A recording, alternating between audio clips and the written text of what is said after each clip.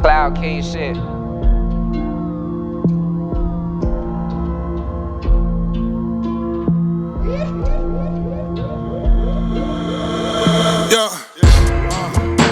Yeah. Once again, I'm back. After a super long hiatus, it is Bird Daddy. I am the loyal shooter. And I'm back again with another review of some dope ass music out of my city and my state, Columbia, South Carolina. I don't know why I took such a long hiatus. I mean, life be happening, life be lifing, shit be shitting. I mean, you already know how that goes. And if you are an artist or a friend of an artist, or if you've asked me to do a review and I didn't do it, trust and believe, I have listened to it. Trust and believe, some of it was great. Some of it was not. Many of you, I actually sat down and wrote the review, but I never recorded it because life be lifing. I had to take care of some internal things with my own motivation. I haven't even really put out no music, really a project in a year or more. And all that's finna change because I've gotten a newfound kickstart in my ass when it comes to this music shit and when it comes to this review shit from some of the dope ass things that I've heard in the past couple of weeks. And one of those dope ass albums is going to be the one that we're talking about today. And it is the one that is called SUPANOVA by Kenzo DeLorean and Big Hurc, or King Hurc, actually, is what he's going by. As of right now, excuse me, I got a little bit of cold. SUPANOVA, right now, it's on all platforms. SUPANOVA is the spelling. SUPANOVA is the name that they give to like a really big ass star in space, which could be some sort of metaphor for how they view themselves amongst the other stars that are other rappers. They are the biggest and the brightest. If you want to check it out right now, it's on all platforms. I'm going to leave the link in the description to this video. Let's go ahead and get into the cover. So the cover is space with some sort of astral plane looking energy or cosmic energy force going from left to right in the middle of the screen.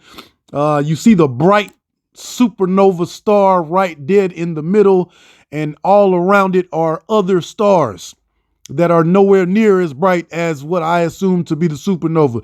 Kenzo DeLorean has his name in the top left corner, Big Hurc in the top right corner, with SUPANOVA at the bottom in the slanted letters like they used to slant. And if you can hear that vibrating, I'm doing this on my phone, and people are sending text messages. But anyway, it's in the slanted orientation letters, similar to how the letters would be slanted in the Star Wars prologues when the show, Star Wars first came on and tell you what the fuck's going on. And they got the letters like going in a slanted thing up in the screen and shit like that. That's how the word supernova is orientated on this cover, which, in thought, it keeps with the theme of space and cosmic and all that shit that's going on the front cover. And I like it. It's dope as fuck. So let's jump right into it, man. You know how I do. I like to go track by track and talk about how I feel about each track. The first track is called O2 Bucks or 02 Bucks. Now, mind you, I don't know if it being called O2 Bucks on the streaming platform is intentional because that is the name of the song, or maybe it was a hasty upload and this was like the second mixed version of this song. But either way, that's what we're gonna run with because I don't know any different, and we're gonna say it's called O2 Bucks. Now this song comes on and it immediately reminds us, Kenzo immediately reminds us, it's Cloud King shit. You understand what I'm saying? And as soon as that happens, the beat comes on, and the beat is attacked instantly by King Hurc, Big Hurc. I'm calling him King Hurc because of how I see him on social media, but Big Hurc weaving his way through this beat, displaying rhyme scheme and flow versatility, spitting top level braggadocio all throughout this beat. Now Kenzo comes in right after him, no hook, no bar in between, slowing down the pace of the flow that Big Hurc had, but also displaying rhyme scheme. But Kenzo's is more focused on punchlines. Pretty much every line in the first 8 bars of Kenzo's verse is a punchline. until he switches his flow up and then plays around with his flow and rhyme pattern. The beat is like spacey and like hard. The beat goes directly with the I guess the theme that is created. If you look at the cover and think about what a supernova is in real life, it's like a modernized boom bap, and it sets the tone that tells me they're gonna be spitting at this level for the whole entire project. Now, the very next song is called Highly Favored and Gifted. Now, the beat of this song reminds me of like them Rick Ross vibes that he usually comes with, like lavish lifestyle beat. And to be honest, like juxtaposed from the tone of the last song, $02, I would not have really thought that this was a good choice to come right after that song. However, the fact that they end the first song bleeding into the intro of this song reversed, right? And as soon as your brain orients you realizing that something is being reversed and all this shit is going on, you're already into the second song, which is called Highly Favored and Gifted. And the transition kind of feels seamless, which was very, very well done. I really love when projects find ways to make each song flow into the other, because then it starts to feel like a complete project instead of song after song after song that has no real theme. Now, excuse me, Hurc actually comes on rapping exactly how I would expect Rick Ross to rap on this track. And it's almost like he's doing a Rick Ross impression, only in Hurc style of rhyming. Kenzo comes in with a hook and a verse that I can only tell you as far as the verse. You'll have to listen to it like 5 times before you catch most of what he says. It's like a mix of complex rhymes and punchlines that you can get lost in because it flows so well and you don't even realize that you're not really listening to what he said. And then you go back and you're like, damn, this dude killed the shit. It really is a masterclass in lyricism. Both verses are, especially Kenzo's. And the song is, to me, is very, very well structured. It ends with a Dave Chappelle, Rick James sample. Nostalgia. Real dope. Now, the third song, mind you, there's only 5 songs long, so this is going to be a short, rather short compared to my normal reviews. But the third song is called Bottles and Blunts Bay, and it's featuring Lex the Benefit. Now, Big Hurc, once again, leads this one off too, and he shines as he explains to a woman why she needs to get next to him and come with him. Hurc produced this beat, and from the way he flows on it, you can tell he made it for himself, and he does an excellent job of telling the girl the benefits of being with him. Now, this beat has one of those feels of like these modern day songs that try to capture 90s and early 2000s nostalgia.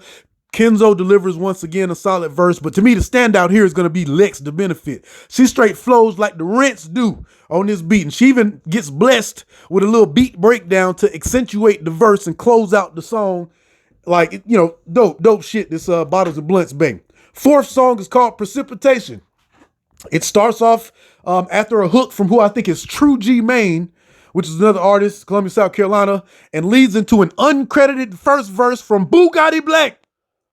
Uncredited. I did not see him on the credits of this song, but that is indeed, no doubt, Bugatti Black. I myself, Bird Daddy Cool Breeze, the Loyal Shooter, have a song with Kenzo DeLorean and Bugatti Black on Kenzo DeLorean's last project. And I might put the link to that in the description as well. But Bugatti Black kills it, man. He's another very, very top tier lyricist out of the Cloud Kings imprint. Thus far, the features on this EP was very short, five tracks, but it's what you expect out of features. They elevate the song and also match or set the bar for Hurc and Kenzo. And this is the first song that Hurc doesn't lead, but he comes in on the second verse and spits a hard ass verse once again, showcasing his rhyme skill. Kenzo comes on with an impressive rhyme scheme and flow as well. As a matter of fact, Kenzo's rhyme scheme on this Precipitation song reminds me of Andre 3000's flow on this song that's called Hello with Erykah Badu. And I'm almost certain in my brain that if Kenzo was inspired by anything for this verse, it was by that song Hello by Andre 3000 and Erykah Badu. The hook comes back in and the beat and hook gets screwed and chopped to allow you to marinate on it, and closes out as dope. Now, the last song is called Ragnarok.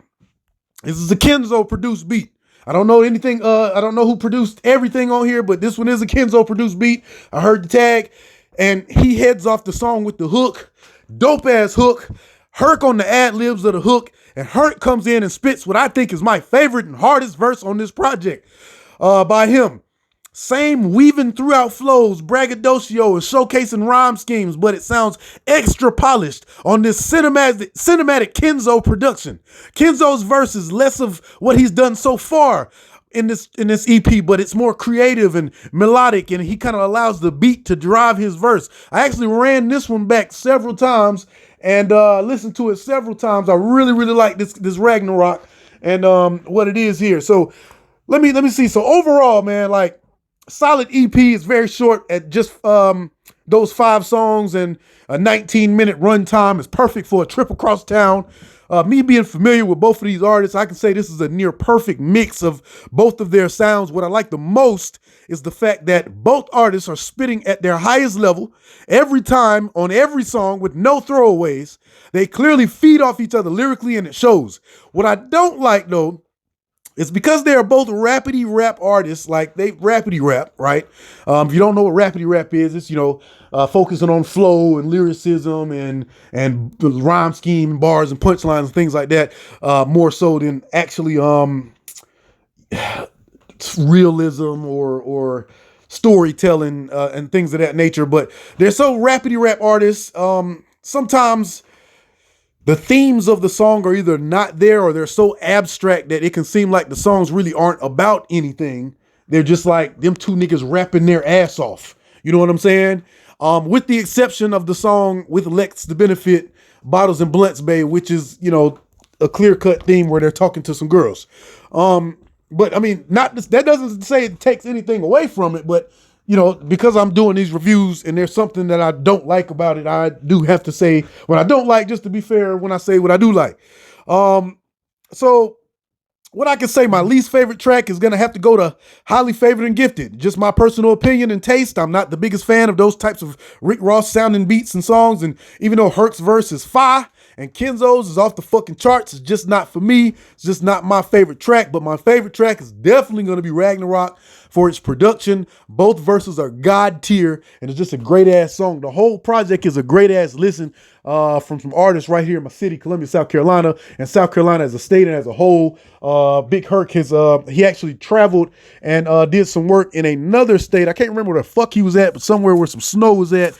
And I don't know if he's back now. It seems like he might be, but at the end of the day, he's been putting out some a large quantity of quality work, and you can definitely check that out. Kenzo as well, doing his thing for a long time. So this is going to be a good listen, man, to kind of start off this first quarter of the year. I'm glad them boys put that thing out, and if you want to go ahead and listen to it, it's on all platforms right now. It's called SUPANOVA, SUPANOVA, Big Hurc rather, and Kenzo DeLorean. So the descriptions and everything going to be in the comments. Check it out. Tell me what you think about it in the comments as well. Like and subscribe if you like my reviews. I am the loyal shooter, the bird daddy. I'm out of this motherfucker. Yeah. All right, how you turn it off? I ain't did this so long, I forgot how to turn it off. All right, that's how you turn it off. I'm out.